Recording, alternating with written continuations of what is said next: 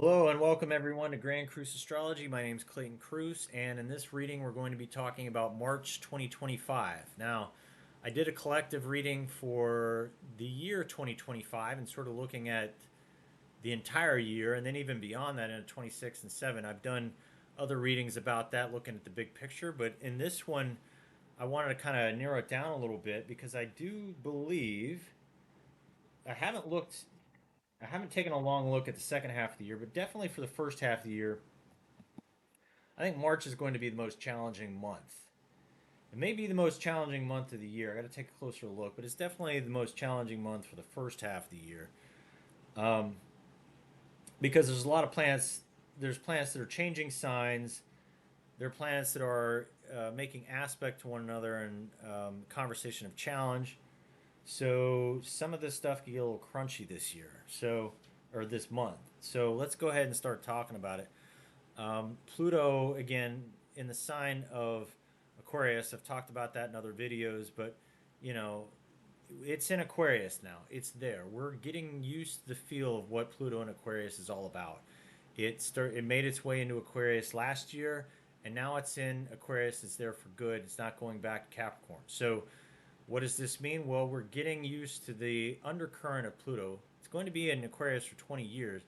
So this is a background energy, but it's a very consequential one. It affects the collective in some form. It affects generationally speaking. It's a seismic change. And so Pluto and Aquarius has to do with how our collective direction, and it's has a lot to do with humanitarianism and where we're going, what our vision is for the future, individually and as a collective, and as individuals within the collective. Aquarius has a lot of acceptance of individual expression and quirkiness and eccentricity to a point. To a point. That it can understand it within a collective dynamic, what is good for all, what is good for the collective direction. But getting it, once it gets outside of that, it it very quickly it will outcast. So that's the thing about Aquarius. It's very fun with that dichotomy.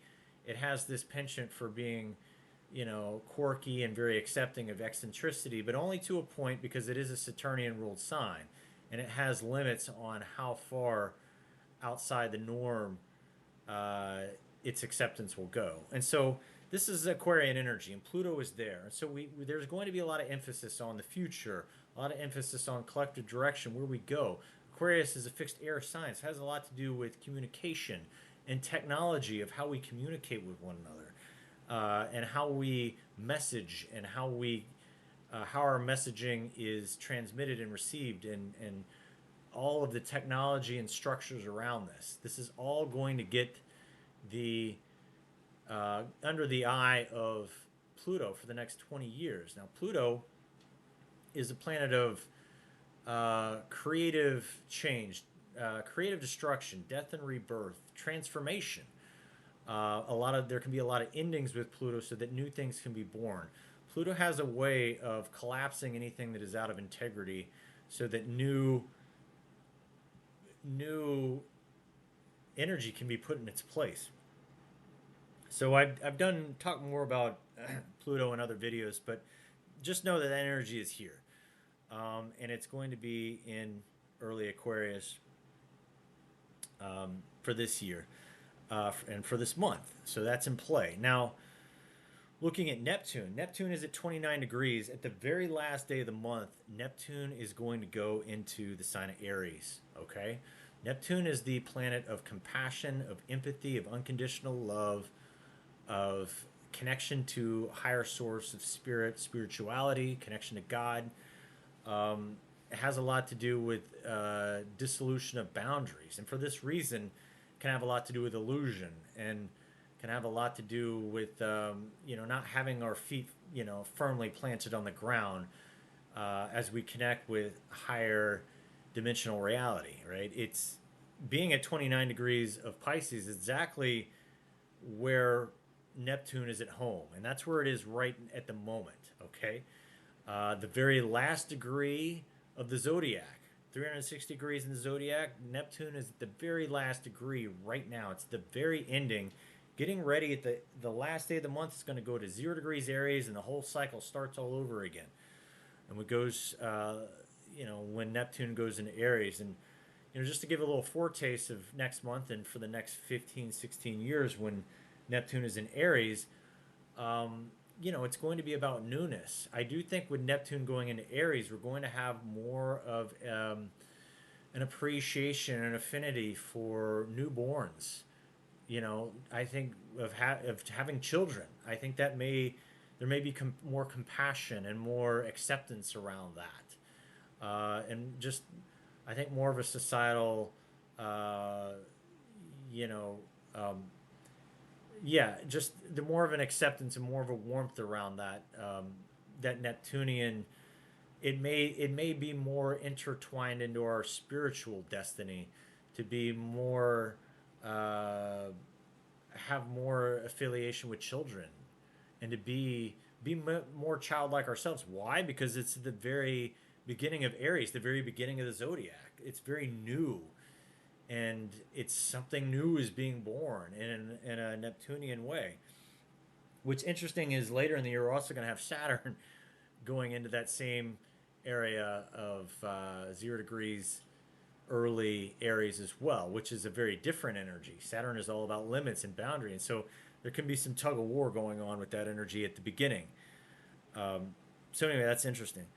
But anyway, for the month of March, we've got Neptune in Pisces, at the very end of Pisces. I do think, especially with these eclipses coming, this is probably going to be one of those months, maybe one for a lifetime, that you could say, wow, was I ever tuned in? Was the veil ever so thin for me to connect to higher power, multi-dimensional reality, to have an understanding of it and a connection with it and communication with it? I think I think it may be at a peak for a while.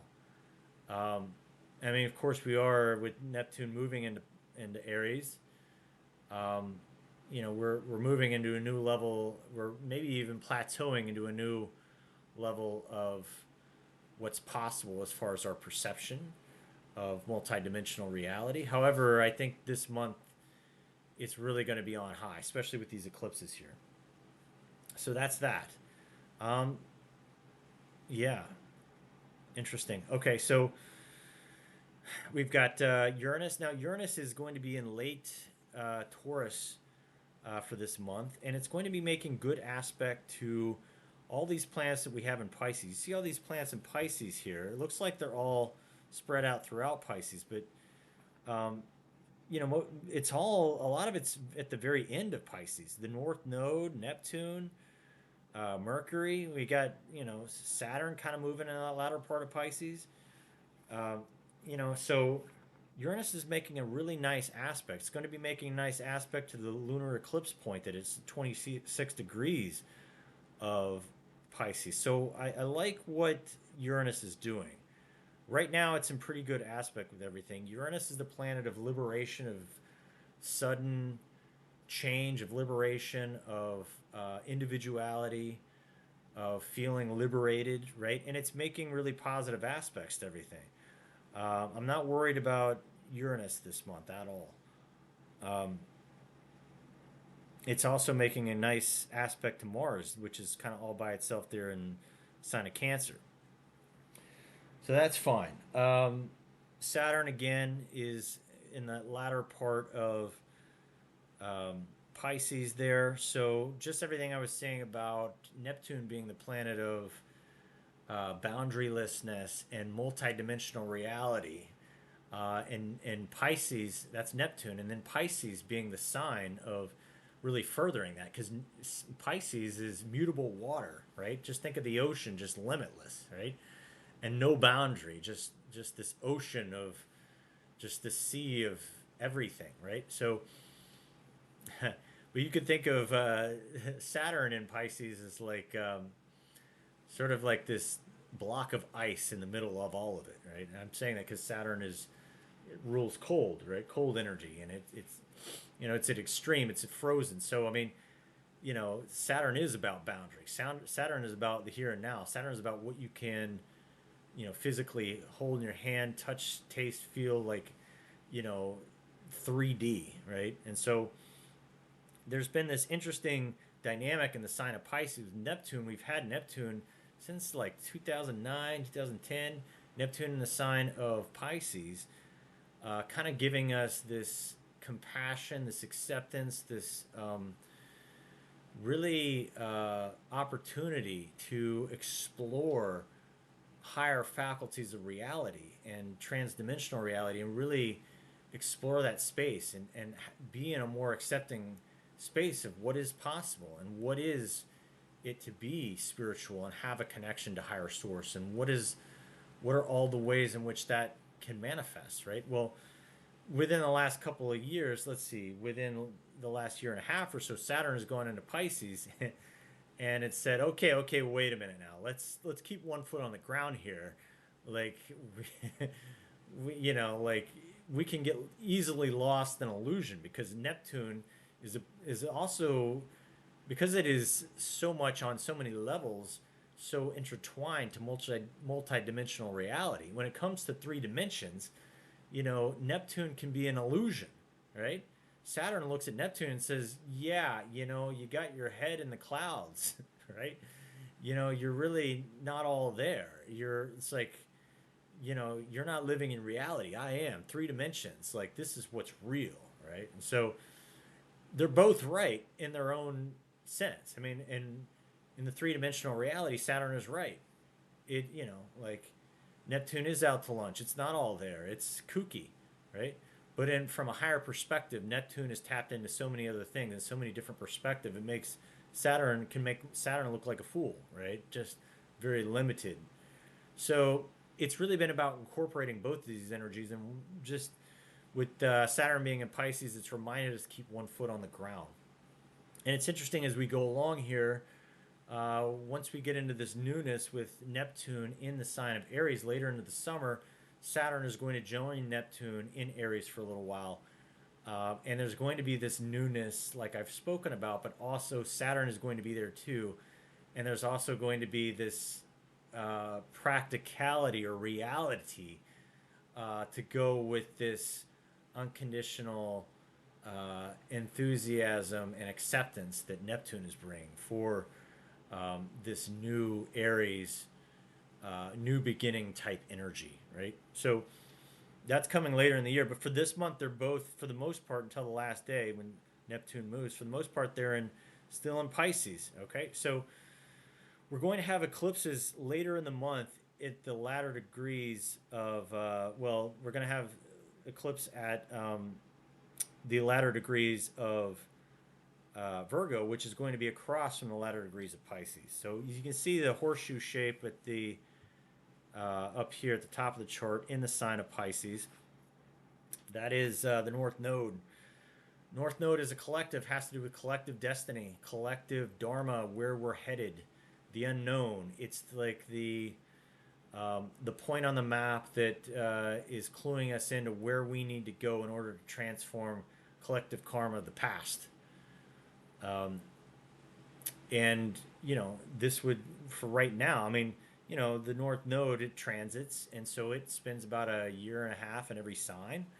So right now, there's this collective push toward sort of Piscean unity. Like, there are no differences, there are no boundaries.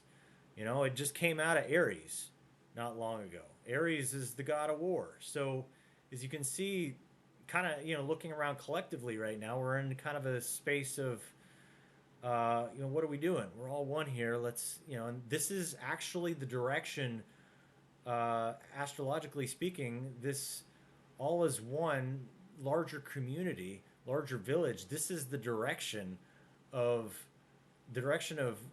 peace is the dharmic direction right now. The Yeah, that's the dharmic direction. So anyway, we're having a south node eclipse in late Virgo. This will be That eclipse will be right around the middle of March. Full moon south node eclipse will be in the sign of Virgo, and that will really illuminate for us the um,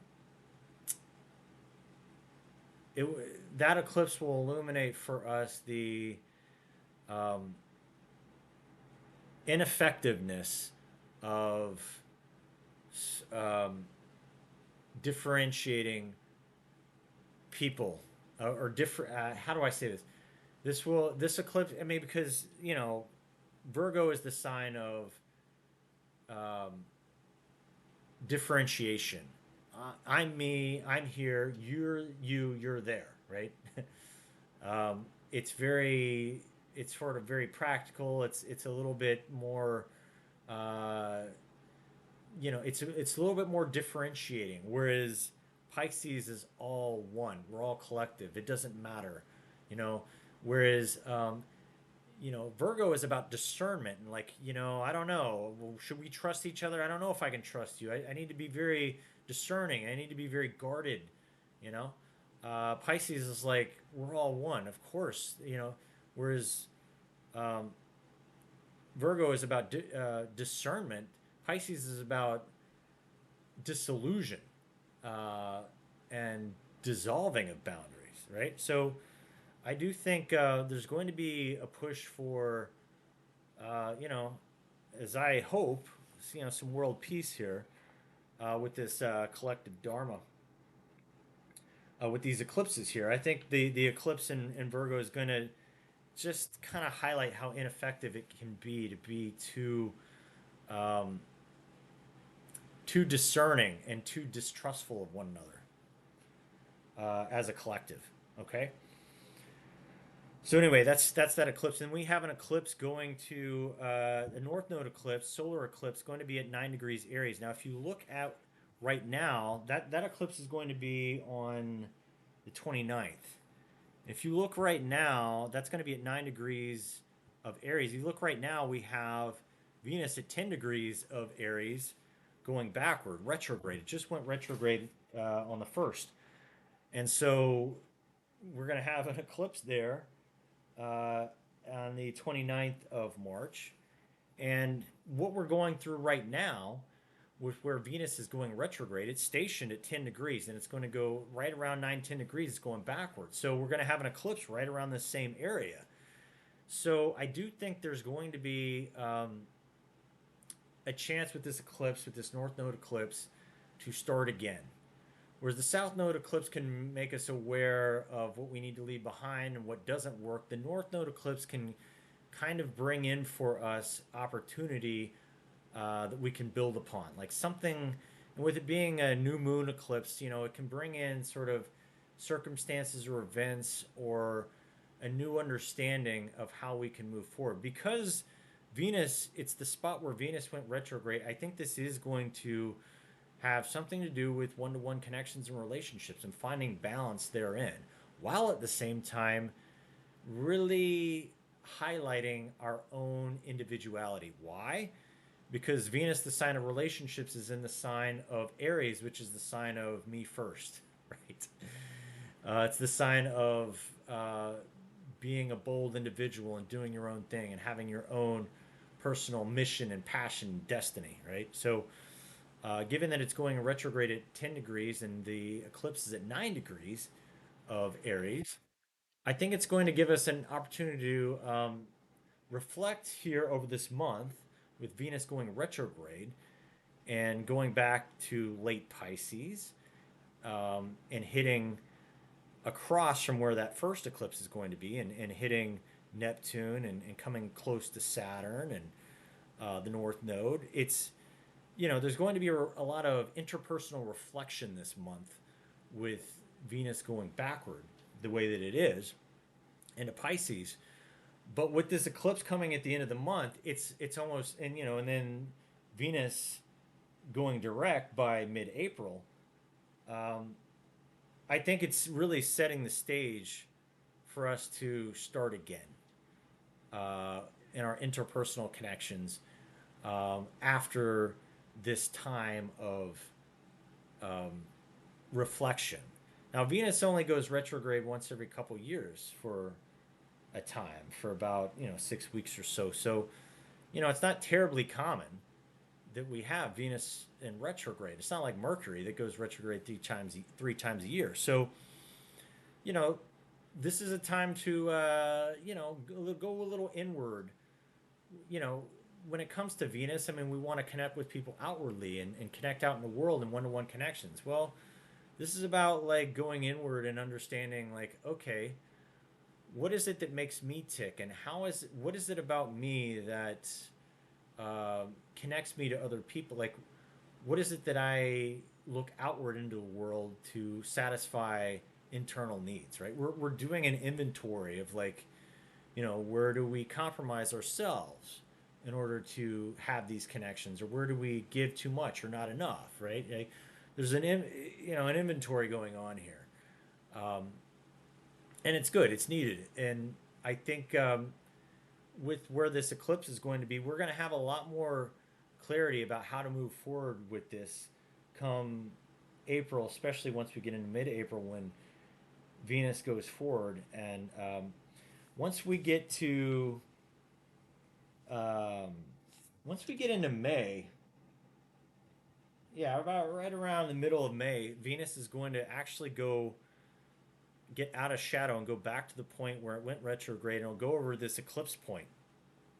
It's happening in late March.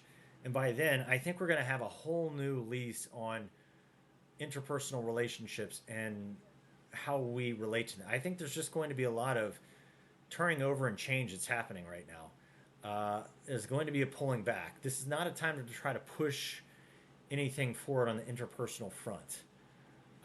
This is more of a time to let things happen, to let things unfold, to let things simmer for a bit, and to really go within and ask ourselves some tough questions. Um, so there's that. Now, we also have Mercury going retrograde here. Mercury, Mercury is going to go retrograde right around the same place. Mercury is going retrograde right where the eclipse is at 9 degrees. So right around within a degree of where Venus is going retrograde on March, right around the middle of the month, the 14th, 15th March, Mercury is going to go retrograde where Venus went retrograde and where the North Node eclipse is. So, gosh, there's a lot of energy right around this 9-10 degree area of Aries.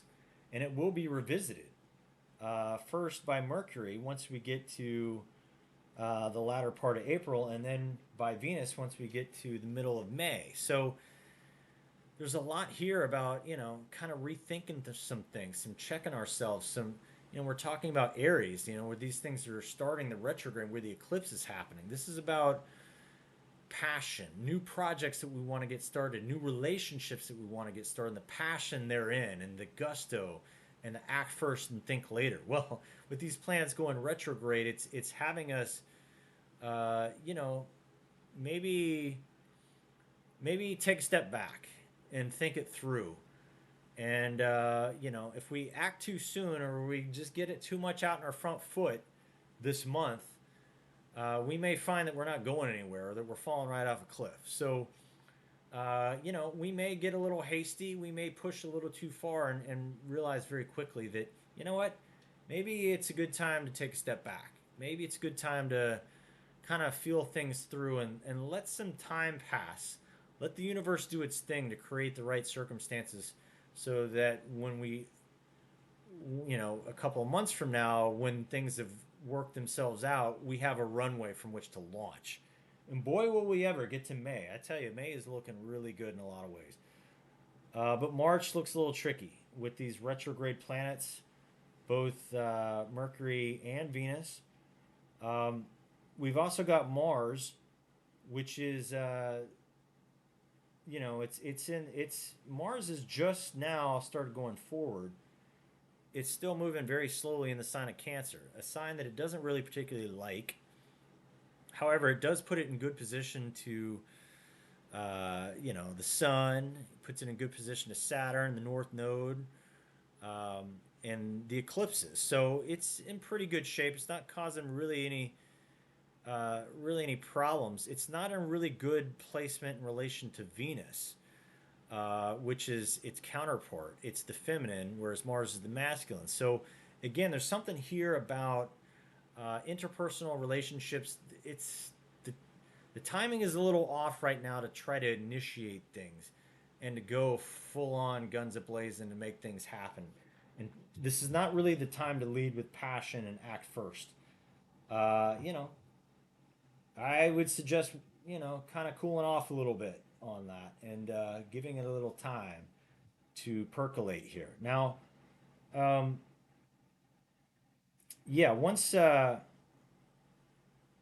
I mean, again, once we get into late April into May, Mars is going to be in great position with Venus, and again, then at that time it's going to be all systems go. We're going to have a runway for it, interpersonal communications, and passion and desire, and you know all that fun stuff. When I mean Mars and Venus, they're the relationship planets, so all that stuff's going to be looking good once you get late April into May. But right now, it looks a little, you know, things aren't really lined up right now, and there is really the universe is really asking us to, take a little inventory um, on that front. So, you know, as I look at this, when I first glanced at it, I thought, gosh, March is looking, pretty hectic, pretty chaotic, and for some people it may be, given your chart, your natal chart, it could get a little rocky. But the more I look at it, the more I see it's pretty garden variety. Just taking a step back, really getting our own house in order as far as our how we relate to one another, how you know maybe working on self a little bit and self mastery, and not reaching out to try to fulfill that which is missing from outside of ourselves. Maybe going in a little bit and doing a little housekeeping on um, you know connecting with our own sense of value and really getting clear on what it is that we have going for us as individuals and what we bring to the table, right? And with Mercury going retrograde, there's going to be the garden variety Mercury retrograde stuff with his, travel plans getting delayed, or, messages being miscommunicated, electronics not really working out, flights getting delayed, these kinds of things, right? You couple that, especially because Venus and Mercury are going retrograde together. I mean, this is like a telltale sign of, like, um, miscommunication in relationships. So, like, just don't try to hammer any messaging home right now. Don't try to push your point of view on somebody else right now. Just let time do its thing. I think things are going to get a lot clearer once we get later into April and in May. But right now, things can be disjointed in our interpersonal connection. So, it's really not looking. It's really not looking so I mean, it's challenging. It's challenging on a personal front. On a collective front, I think we're in a pretty good place. I think as a world, there's opportunity for um, collective understanding of humanity, and um, maybe a little bit more appreciation for each other, and you know my desire for world peace maybe has a shot. Okay, so we'll see. All right, so that's what I got for March. I hope this was helpful for you, and I look forward to seeing you on the next video. Goodbye.